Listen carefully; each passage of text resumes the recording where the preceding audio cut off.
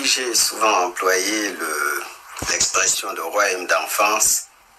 Cela correspond pour moi matériellement aux années d'enfance, entre, mettons, 4 ans et 12 ans.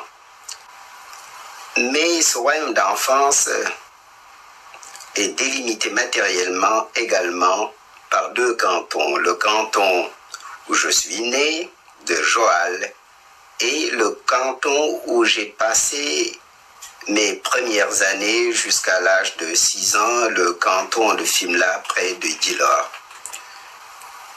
En effet, mon père était un propriétaire terrien assez aisé, mais chez les Sérères, on est de la famille de sa mère. Et ma mère était une fille de paysanne. Elle avait son frère qui était un paysan.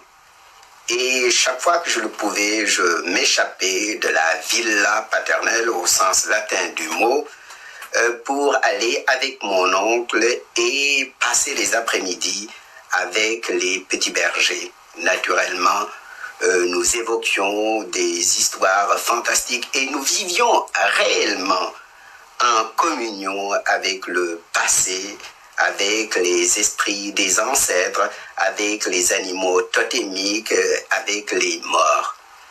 Et pour moi, ça a été vraiment un royaume merveilleux lorsqu'à 7 ans, mon père m'a obligé de partir pour la mission de Joal, où j'ai reçu les premiers éléments d'éducation par le père Dubois, qui était un Normand.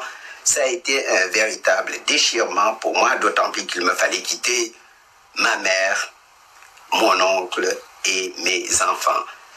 C'est ce royaume d'enfance mi-réel, mi-surnaturel qu'évoquent la plupart de mes poèmes.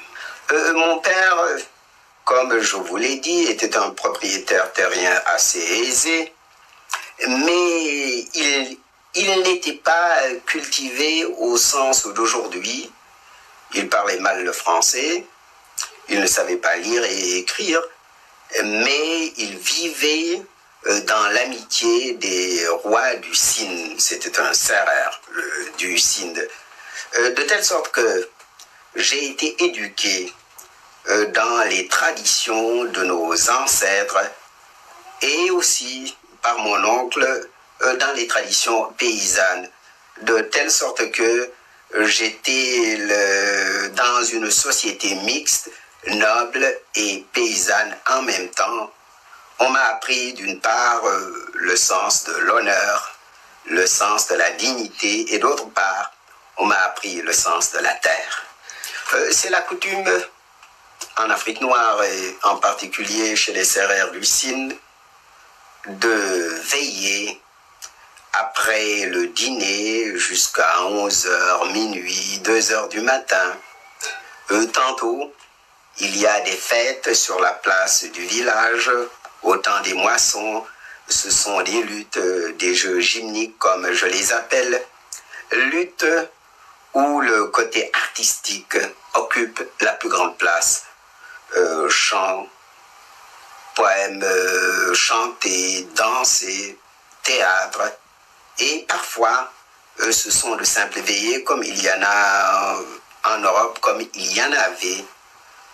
Donc, j'étais sur les genoux de ma nourrice et avec les autres enfants, avec mes frères, mes sœurs, mes cousins, nous écoutions des contes.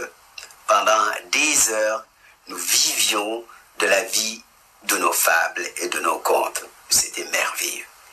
Et à la mission catholique de Ngazoubil, la tradition avait été maintenue.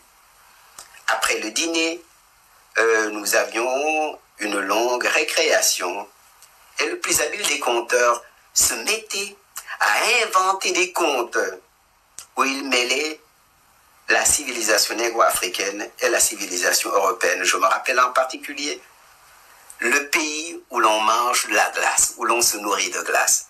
Et vous retrouverez cette expression dans un de mes poèmes.